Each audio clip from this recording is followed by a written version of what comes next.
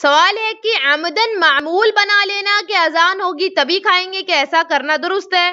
تو جی نہیں، ایسا کرنا بالکل بھی درست نہیں ہے کہ آپ ایک معمول بنا لیں کہ جب اذان ہوگی ہم تبھی کھائیں گے، ایسا نہیں کرنا۔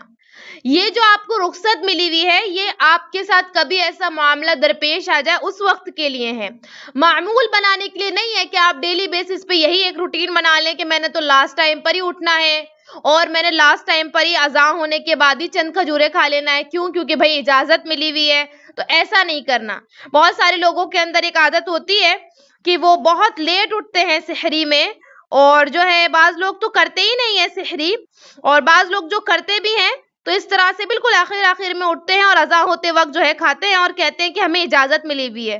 تو اللہ کے بندو، اجازت روز کے لیے نہیں ملی ہوئی ہے، یہ ایک سچویشن کے تحت ہے، ایک رخصت کے تحت ہے کہ بھئی کبھی ایسا واقعہ پیش آ جائے، آپ اٹھے لیٹ اور آپ کے ہاتھ میں کچھ ہے تو آپ کھا لیں، یہ اس طرح سے ہے، معمول بنانے کے لیے نہیں ہے، روٹین بنانے کے لیے نہیں ہے۔ روٹین یہی ہوگا کہ آپ باقاعدگی سے وقت پر اٹھیں گے اور جو بھی سحری کا آخر وقت ہے اس میں آپ انشاءاللہ سحری کریں گے۔